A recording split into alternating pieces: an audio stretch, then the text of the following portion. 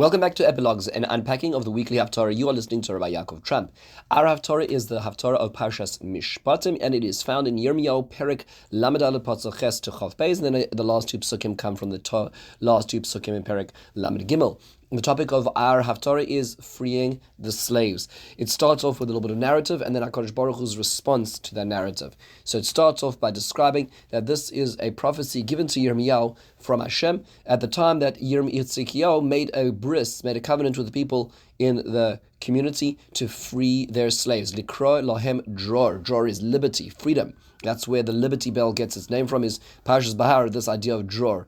Likro dror ba'aretz, so referring to the Yovel. What happened? The covenant was for everybody to free their slaves. Any person who had an Israelite bondsman or bondswoman, free them in Yerushalayim. And all the people heard about this, and they agreed to send out their slaves, and they released them. However, afterwards, then the people took back their slaves. Vayashivu es ha'avadim ve'es ha'shvachos asher shilchu chavshiyim vayichbeshum la'avadim v'lishvachos, and they took them back as their slaves. So Hashem speaks out against these people and says, I made a covenant with your forefathers when I took you out of Egypt, and when I freed you from your bondage of slavery, that every 7 years, if you have to employ somebody because they need to earn money and they are an Israelite, you have to send them out at the end of 7 years. And however, you did not listen to this as well, and now you continue to do what was right by sending them out, but then you were machalel maneh v'tachalalu es shemi v'tashivu es avdai es shivchasa, and you brought back your slaves. You created a terrible chilul Hashem, a desecration of the name of God.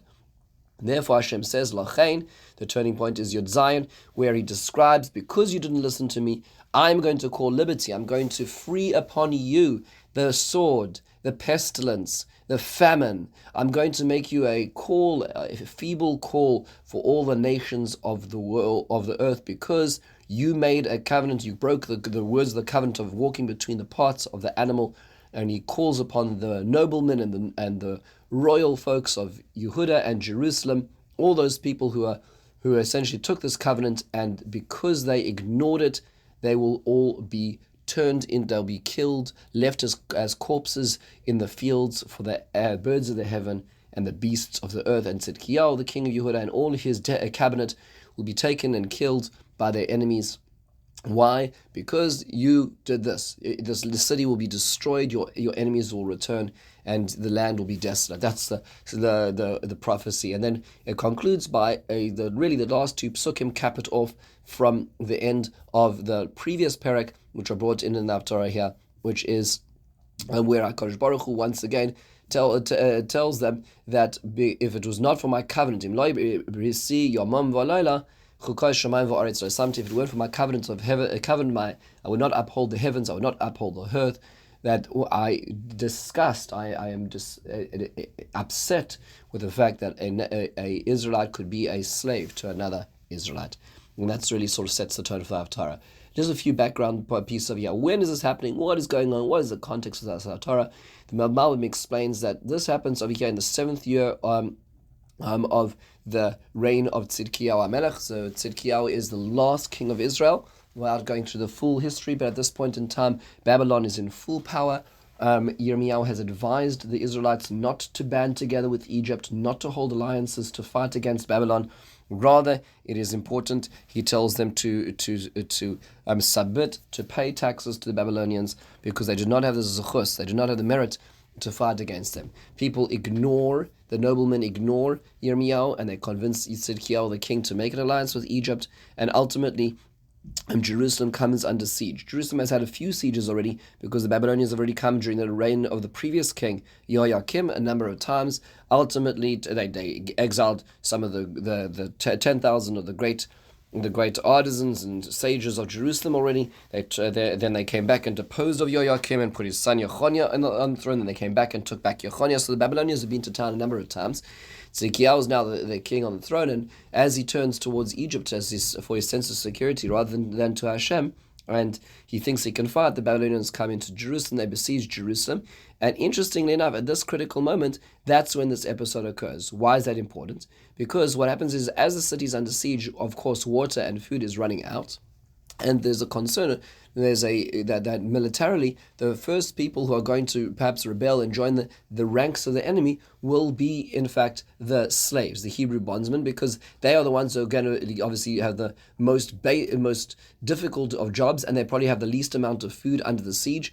And there's a real concern that they will, in fact, defect to the Babylonians. So as throwing a bone to them, to give them a little more, we'll call loyalty to those inside the city, they free their slaves. And that's the purpose of this covenant that Tzidkiyahu makes, is because of fear of them turning coat. That's really what precipitates this, explains the Malbim. However, then what happens is that the Egyptians, who really are in alliance with Israel, seeing that Jerusalem is under siege, go and send their fleet out to attack the Babylonians up the coast. The Babylonians have to recede from Jerusalem, and the moment they recede to go fight Egypt, that's when the deal is reneged upon. That's when everybody takes back their slaves, because now they clearly weren't doing this in good conscience, they were just doing this pragmatically, and that's when HaKadosh Baruch Hu steps in as well.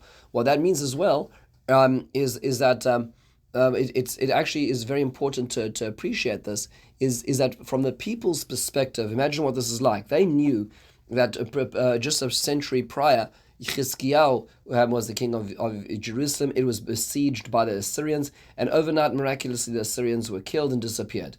And they thought this would happen this time as well, because the false prophets were saying that Israel would ultimately win. And Yirmiyahu was saying, it's not going to happen this time. You don't have the merit. The Babylonians will destroy you if you fight. And Yirmiyahu was seen as a traitor because of these words.